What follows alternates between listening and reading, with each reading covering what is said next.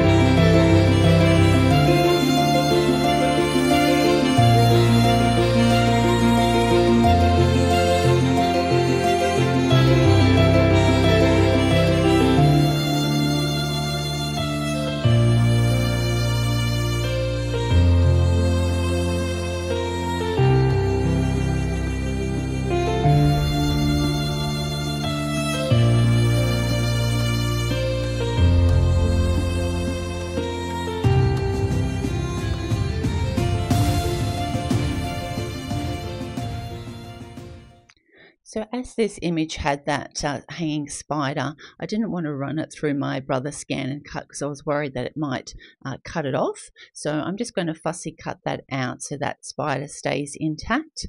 And then I'm just going to grab out my craft knife and cut out all the openings next to the hat and also the eyes, nose and mouth, because that will form part of my light up portion of my card with the lights coming through the eyes and mouth of the pumpkin. So I'll just show you my cutting out the one of the eyes and the nose, and I do the rest of the cutting out off camera, but this is just to give you the general idea of how to cut that out. For my house wall, I wanted to create a panel that I can stick all my timber slats onto. So initially I cut it out at 9 inches by 7 inches, but when I went to run it through my die cutting machine to cut out my window later on, I realized it was just a little bit too wide, and I eventually cut it down to 9 inches by 6 inches, and that fit through my big shot perfectly. Now I also cut out a number of panels for my wall, and they measure 1 1/4 by 9 inches, and to kind of age them up and make the property look really spooky, I decided to just use some hickory smoke just to add a little bit of darkness, like the house hadn't been painted in a number of years. And that way it kind of also throws the shadow of those panels over the top of each of those layers of timber slats on the external. So I'll do the rest off screen, but this gives you a rough idea of how much ink I put on each of those panels. Now with that background panel in place, I'm just going to stick all my panels on. You'll see initially I put that on the wrong way. The actual shadow needs to go up the top. I realized thankfully before the glue had dried. Turn that over, and now we'll have the shadow up the top, and that way the next panel fits over that and it looks like it's throwing a shadow down onto that next panel. So I do the same all the way up, just leaving a small overlap of each of the slats, so it looks like a kind of timber slat house, and go right up, and so 2 more. And then eventually, as I said, I do cut this panel down, and I will have all the measurements in the description box below. So just out of smooth white cardstock, I'm going to cut out 2 of the shutters, and then also with the hickory smoke add some interest and darkening of colors up on those as well. I found using my actual brush, blending brushes, worked best for this because I didn't want too much of that ink on those panels. You will need a second piece of cardstock cut to the same size as your front panel, and that's where we'll set up the lights to match the same as the front of the panel. So it's much easier to have the same size, and that way you know everything will line up perfectly. For my window opening, I'm just measuring that with my T-ruler to make sure that the window frame is centered to my wall panel. So I've now cut my opening for the window, and that sits perfectly on that background panel. I also cut out one of the window panels from white cardstock and did age that up with the hickory smoke like I did with the wall panels. So I've grabbed out my tape runner, just adding that. It does run out halfway through, so I grabbed some score tape and just put some score tape on the bottom so that I can attach my piece of vellum to the card base. So we'll attach that to the front, and that will form our glass. So it looks kind of like it hasn't been cleaned for a while and very frosty, and that way we can now stick our window frame inside that opening as well, so that vellum will actually hold that in place. So just put a little bit of glue, line that up, and we'll get that sitting in our window frame. Now with these little edges, because I did want to offset them to make it look like the shutters were falling off the house, I just wanting to cut off part of that edge of the window shutter so that it kind of sits flush. So I'm measuring it the same amount as what's on the other edge of the window shutter itself, and that way it's going to be even on all sides. Just making sure I've got that straight, and that will fit onto our card front a lot better and make sure our lights and all the other elements will fit in. I did grab a shim for my cutting out of the lanterns because they are quite intricate with the openings. I just wanted to make sure that it cut perfectly the first time, and you can just see how well these get cut out, and all the pieces fall out perfectly to form our lanterns. Now to make our lights look like they're shining, with a kind of candlelight, I've grabbed out some more vellum, and using a orange marker or yellow marker that I have in my stash, I've just colored that up so that it has a nice kind of orange glow to the back of that vellum and those lights, and it will just look really nice and eerie. So to make sure I'm getting the right size behind my lantern, I've just traced around it with a pencil, and you're just cutting on the inside of that lantern so that that fits perfectly behind. So it was a little bit tall, so now I've cut that perfectly to size. And just on the back of the image, just putting a little bit of glue so we can stick that vellum on the back. And now we've got the perfect kind of filtered light that's going to come through once our lights are in place. I'm going to be using the ticket die to kind of make a creepy sign for the side of the house, and I've grabbed out one of the sentiments from the set. There's so many to choose from, but I thought this worked really well with my scene. So just on some white cardstock with my ink, I'm just stamping that up twice, and because I was going to do some Copic colouring to make it look like kind of an age sign, I used Memento Tuxedo black ink. And then just using some kind of warm grey markers, I've coloured that up to look kind of like an age sign.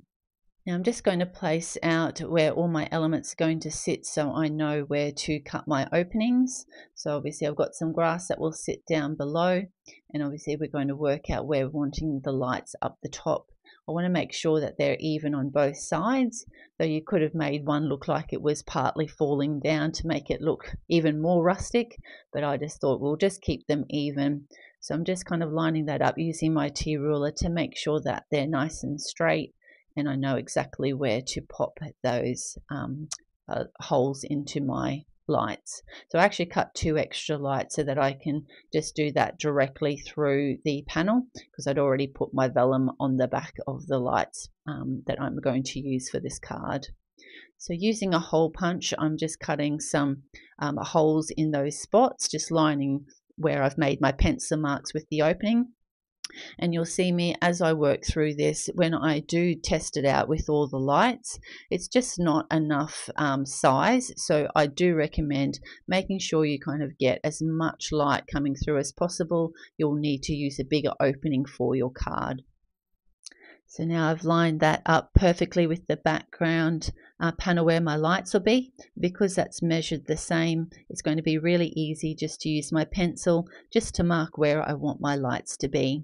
And to make sure I don't miss them, I'm just going to put like circles around these to make sure I know exactly where I will need my lights to sit.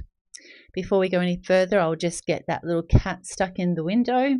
So we don't want to add any glue to the vellum because it will be seen from the other side. So I'm just kind of adding a little bit of glue where he touches areas that aren't near where any vellum is.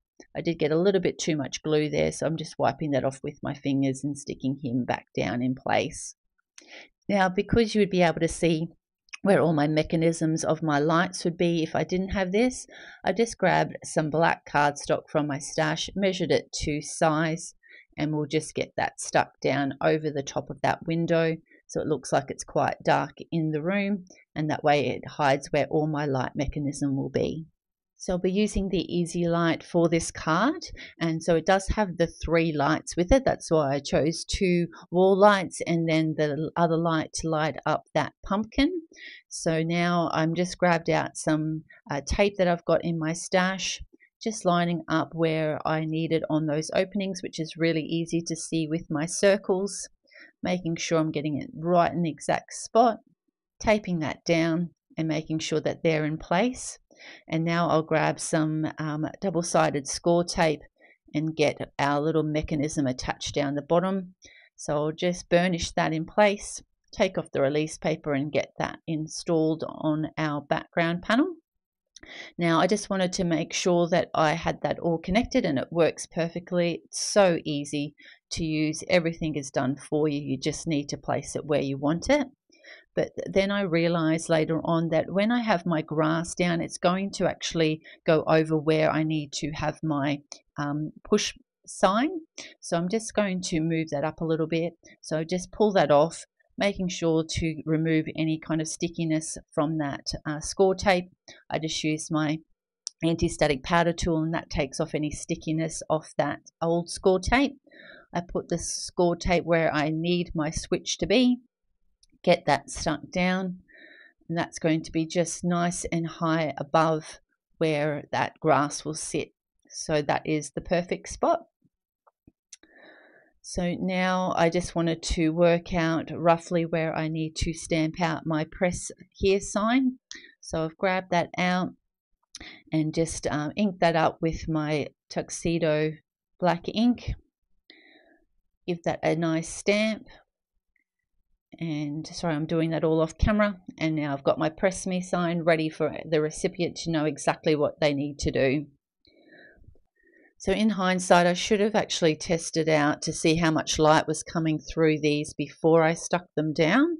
But obviously I just was like so eager to get this on and lit up that I just stuck them down straight away.